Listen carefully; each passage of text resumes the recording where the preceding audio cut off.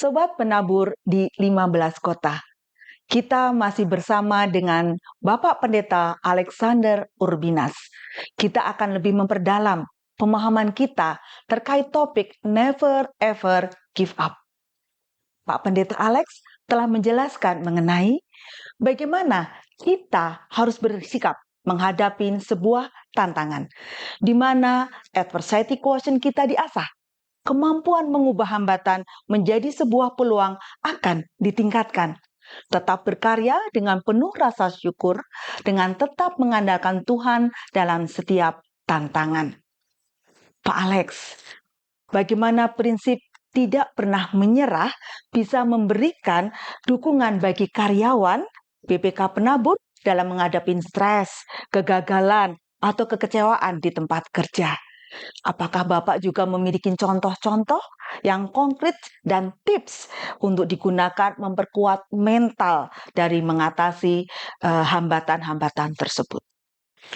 Baik, Bu Ima dan Sobat Penabur, tadi kita bersama sudah mendapatkan cerita-cerita inspirasi dari Alkitab tentang tokoh-tokoh Alkitab. Nah, kali ini saya ingin memulai dari satu buah quote yang berkata demikian. Don't limit your challenges, challenge your limits. Yang artinya kurang lebih ingin mengatakan demikian. Jangan batasi tantangan Anda. Tantanglah batas kemampuan Anda. Nah, Sobat Penabur, kalau kita ingin menghidupi prinsip untuk tidak mudah menyerah atau tidak pernah menyerah di dalam kehidupan kita, maka dalam proses pertumbuhan itu kita jangan membatasi setiap tantangan di dalam kehidupan kita. Sebaliknya, kita perlu justru menantang dengan keberanian, keteguhan hati, setiap batas-batas kemampuan yang kita miliki. Sekali lagi, karena justru kita perlu melihat tantangan di dalam kehidupan itu bukanlah jalan akhir. Tapi ada proses yang sebaliknya akan membentuk diri kita menjadi pribadi yang lebih baik ketika kita menghadapi tantangan-tantangan itu.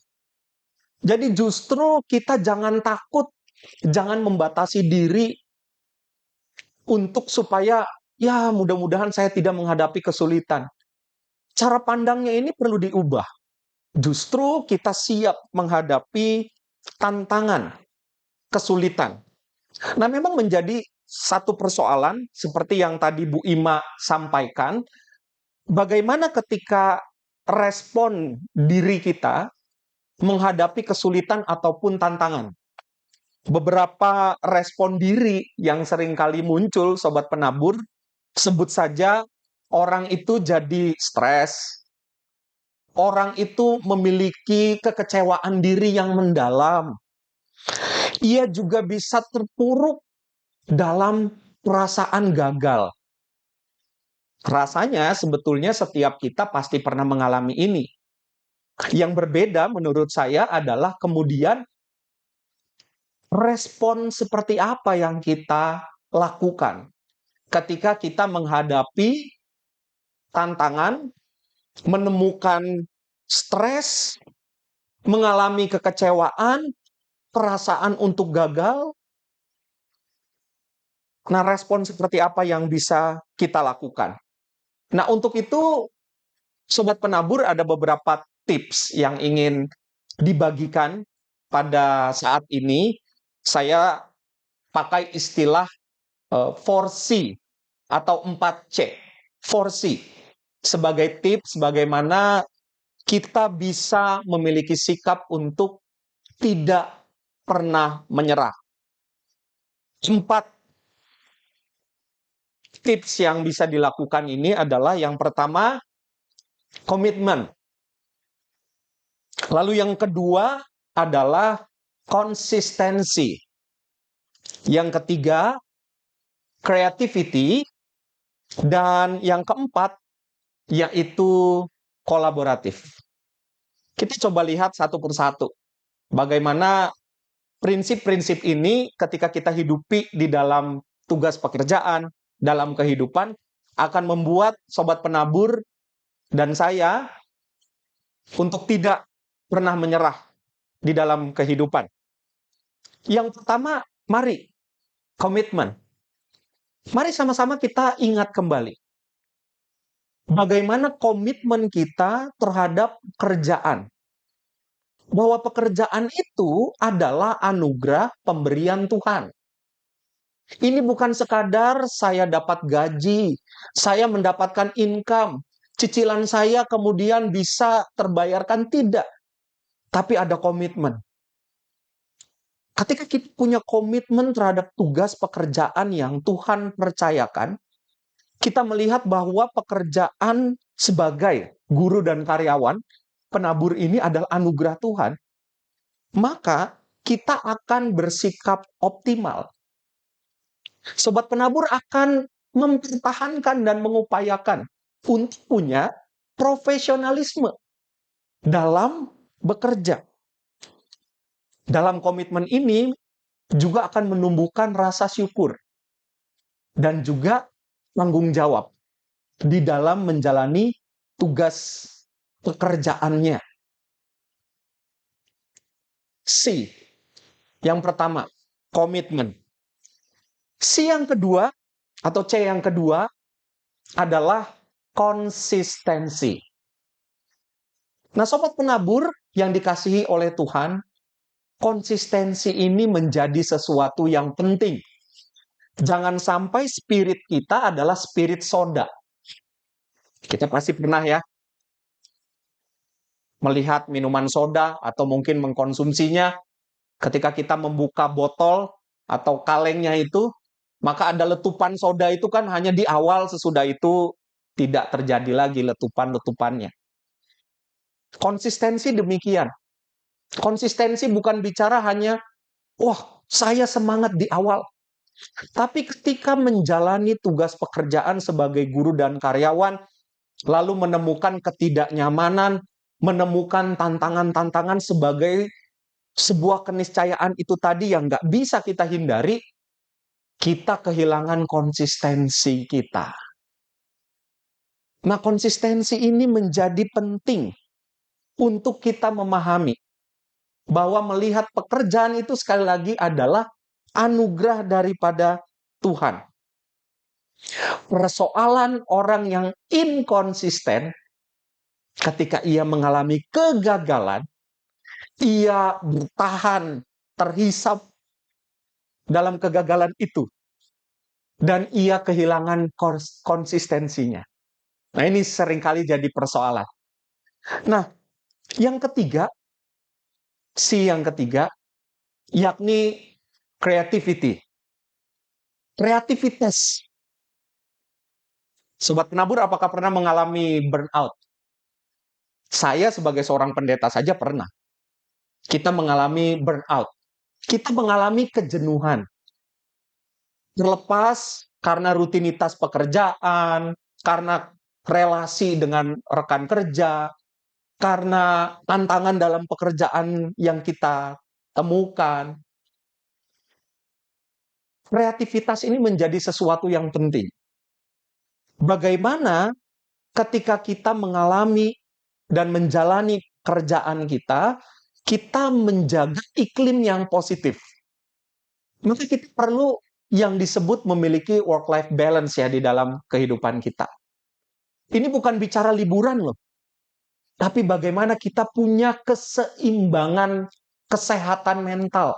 Kita bukan hanya bekerja jadi robot, tapi kreativitas adalah kita bekerja, kita punya kreativitas dalam bekerja. Sehingga ini bukan hanya menjadi sebuah rutinitas. Kita kreatif juga adalah kita punya keseimbangan spiritualitas.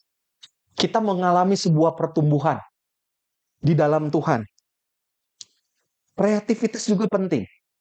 kita jaga relasi kita sehat, sobat penabur, sama keluarga. Karena menurut saya begini, kalau relasi kita di keluarga sehat, kita optimal pasti dalam bekerja.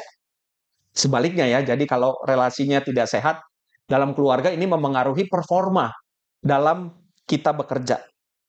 Dan yang terakhir, C yang keempat, kolaboratif. Kolaborasi. Prinsip ini penting. Superman is dead. It's time for super team. Nggak bisa orang menganggap saya mau hebat sendirian. Saya mau nama saya yang naik sendirian. Nggak bisa. Kita harus berkolaborasi. Sebagai guru dan karyawan, kita perlu memiliki prinsip kolaborasi ini. Kita punya sharing partner. Ini bukan hanya teman satu gedung saya, satu sekolah saya. Tapi ini adalah rekan di mana saya bisa mengalami satu pertumbuhan. Nah, saya rasa ini 4C yang penting dan menjadi tips supaya kita tidak mudah menyerah. Saya rasa demikian, Bu Ima, yang bisa saya bagikan.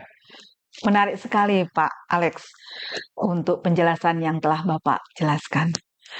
Sobat penabur, tadi Pak Alex sudah mengatakan, menjelaskan kepada kita bahwa melalui 4C, komitmen, konsistensi, creativity, kolaboratif, kita diajarkan untuk dapat melakukan tugas dan tanggung jawab dengan optimal, bukan berorientasi terhadap gaji bulanan, namun lebih kepada bersyukur terhadap pemeliharaan Tuhan. Pengendalian diri untuk tetap konsisten dalam bekerja menjadi suatu yang penting. Memunculkan berbagai kreativitas di dalam bekerja dan menjaga stamina kehidupan pribadi supaya tidak mempengaruhi performa kerja terus dilakukan. Bukan hanya untuk meraih kesuksesan, tapi juga menjadi partner yang dapat diandalkan sehingga kesehatan mental dapat terjaga. Pak Alex, dinamika yang terjadi di tempat kerja itu kan sering sekali terjadi. Nah, ini bisa menjadi pengalaman yang berharga jika kita mau belajar daripadanya. Apakah Bapak memiliki tips yang dapat kita pakai sebagai peluang belajar untuk dimanfaatkan oleh karyawan BPK Penabur? Baik, Bu Ima. Dan Sobat Penabur, 15 kota yang dikasihi oleh Tuhan, saya ingin bagikan satu kalimat yang berkata demikian, every experience, good or bad, is a priceless collector's item. Setiap pengalaman, baik atau buruk, adalah barang yang tak ternilai harganya. Setiap pengalaman kita, apakah itu baik atau buruk, pengalaman itu adalah guru di dalam kehidupan kita, yang sebetulnya membuat kita dapat menjadi dua pribadi ini. Satu, apakah menjadi pribadi yang semakin baik? Karena kita mau menjadi pribadi yang belajar atas pengalaman yang baik atau kita sebut pengalaman yang buruk itu. Atau yang kedua, kita malah menjadi pribadi yang semakin jatuh terpuruk. Karena dalam pengalaman buruk yang kita sebut buruk ini, kita jatuh dalam stres, kekecewaan, ataupun rasa gagal. Nah, ada beberapa peluang belajar yang bisa dimanfaatkan oleh para guru dan karyawan, sobat penabur. Yang pertama, mari kita belajar melihat kebaikan Tuhan di dalam hidup. Kita perlu menginventarisir apa sih kebaikan-kebaikan Tuhan dalam kehidupan kita. Yang kedua, pengalaman tidak menyenangkan atau kita sebut pengalaman buruk misalkan demikian, bukanlah sesuatu yang buruk kok. Kalau kita coba lihat mundur ke belakang misalkan sobat penabur, pengalaman ketika COVID lalu, ini kan menjadi guru yang sangat baik. Kita belajar banyak hal dalam peristiwa yang kita rasa atau kita sebut tidak menyenangkan. Dan yang ketiga, menjadi pribadi yang semakin dewasa di dalam iman dan karya.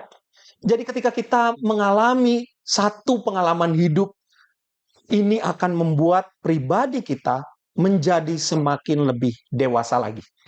Saya rasa demikian, Bu Ima. Wow, luar biasa Pak Alex. Bapak Ibu, Sobat Penabur di 15 kota. Sungguh luar biasa apa yang dinyatakan tadi oleh Pak Pendeta Alex. Bahwa pengalaman adalah bekal bernilai dalam hidup. Pengalaman adalah sumber berharga pengetahuan. Pengalaman pahit pun dapat memicu sebuah kesuksesan. Pada setiap pengalaman ada kebaikan Tuhan dalam membentuk kita. Maka tetaplah berkarya dengan belajar dari pengalaman dan mencari kehendak Tuhan di dalamnya supaya kita menjadi lebih dewasa di dalam iman. Terima kasih Pak Pendeta Alex atas pemaparan dan penjelasan Bapak. Dan Sobat Penabur di 15 kota, mari kita mengikuti kuis yang kedua untuk mereview pemahaman kita terkait penjelasan dari narasumber kita.